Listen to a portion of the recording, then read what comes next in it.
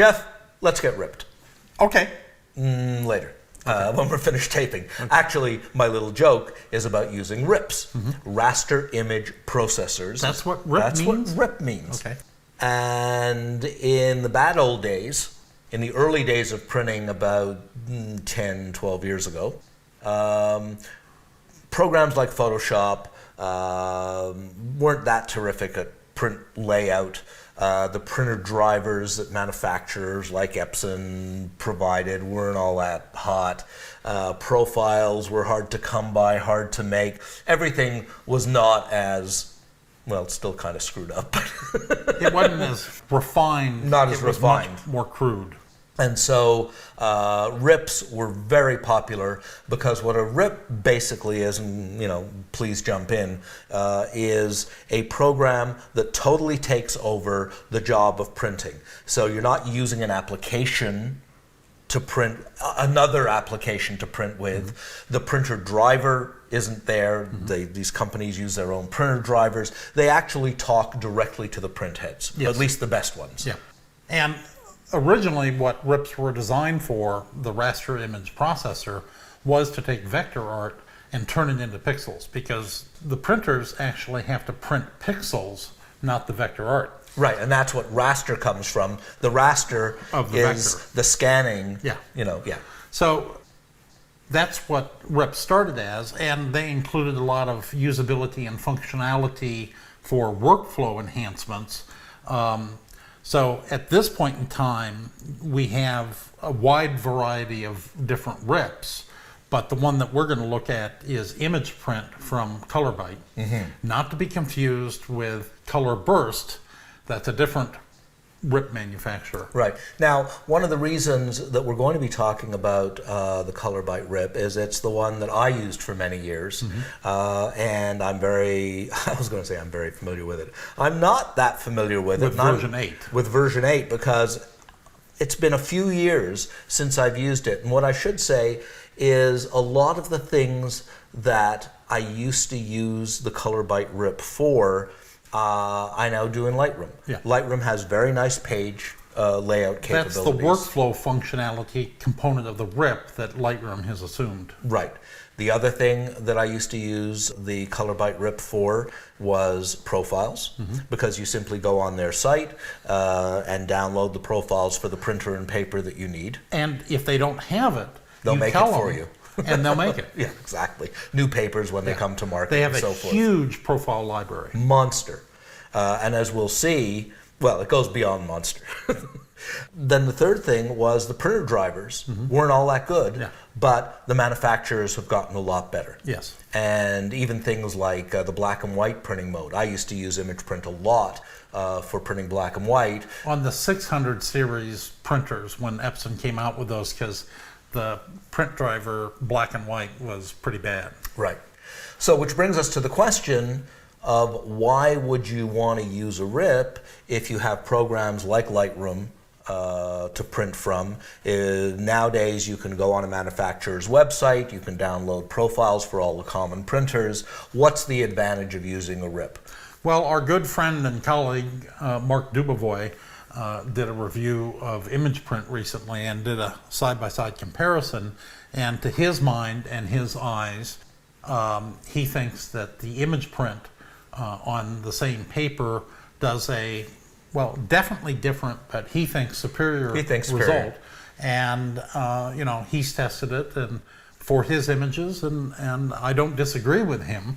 I happen to think that the print driver does an excellent job if you've got really high quality profiles and you've done the soft proofing. So, but the fact is that the 7900, you have ImagePrint, so let's give it a shot. Right, and let's just touch on price. Not inexpensive. No.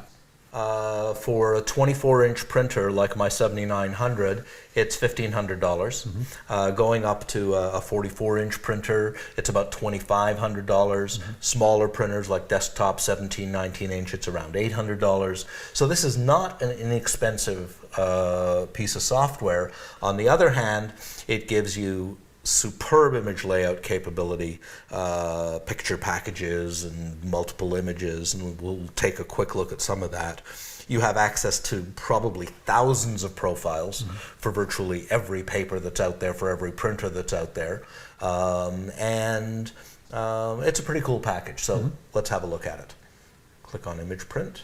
Ta-da, we're in ImagePrint. I think one of the things we should talk about is getting profiles, because let's do it now. And there is a separate program that comes when you do the install, and it's called Profile Manager. And I'm going to click on it now. Yes, I want to connect to the ColorByte site. I'm not doing this through a browser. This is a standalone comms program. It knows that I'm a licensed ColorByte user. And I should point out over here, there is a little dongle. There's a hardware key. Yeah. This is encrypted software. It's got a hardware key. It's got a serial number. See, you have your little dongle just loose. I've got my little dongle on a horsehair keychain. Okay. So we are now connected to their library. So on the left of the screen, we have all of the profiles that are on my computer. And on the right here, all of the profiles that are available. Now we've gone in and we've gone into Epson printers, the 9000 series, The matte black profiles. because we've got matte ink loaded up at the moment on the 7900, Epson paper, and specifically what we are going to be printing on is Velvet Fine Art. What you see under Velvet Fine Art are quite a number with strange little extensions like RCWF, RDay, and if you click on one, what it tells you it is, these are different profiles for different viewing conditions. Wow. And this is one of the things you're paying for. And these are all free. All of these profiles for every paper out there for your printer are all free. You just download them. And so RCWF means full white fluorescent. Next one is daylight. Next one is standard fluorescent, mixed daylight and fluorescent. Then there's tungsten. And you can have an actual profile for each of these printing conditions. So you say, if you're doing a commercial printing job, you say to your client, what's your lighting condition? You know, it's in a law office, it's combined fluorescent and daylight. Then you're going to be able to make a print that is really spot on in terms of its viewability. But all you do is just drag and drop. Pick it up, drag it, and it goes into the appropriate directory. It's pretty easy. So I'm going to quit that. And now we're back in the main ImagePrint program. So fairly straightforward. Along the top, choose your printer. I only have one printer installed. Choose your paper type. We're going to go to user-defined. VFA, Velvet Fine Art, 17 by 22. Okay. And then I actually have to put the numbers in, 17 by 22. Save. And it's now added it as a preset. And I say OK. You'll see now I have a window that's 17 by 22. And I can go into preferences and do it in metric. But I'm schizophrenic. I live in Canada. And we've been metric for over 20 years. But I still think in inches. And we have a file browser window. And by the way, all these windows are, what do they call it? Palettes. Floating palettes. I obviously can browse any of my drives, but I'm here on the desktop and I've loaded a shot and I double click on it and it comes in at some humongous size. I shot this with the Aptus 75, which is an 80 megapixel back. One of the reasons that we chose this is it's nice high res. Yeah. So I click on this little tab here, which fits it into my 17 by 22 window. And now I want to rotate it and then I want to center it. What I want to do is go to color management and make sure I've got the right profile. That's the one that you downloaded. So I make sure I've got that. You have the ability to adjust the black point. I'm not going to bother to do that. There's some simulation modes. If you're doing proofing for a printing press, you can do that. That's it. I mean, we can talk about, there are a ton of controls here. There's just no end, and you have all the picture package layouts and abilities, but we really want to just talk about this as a printing engine. Yeah, making a single print. Exactly. So now all we need to do is go to File, Print. And the job name. Again, here's an interesting point. There is a spooling program for managing the output. Your print jobs are memorized. You can then, at any time in the future, go back and reprint that job. Yeah. Very cool, with all the settings. Dithering DPI. We have two choices, 180 and 360. You want 360.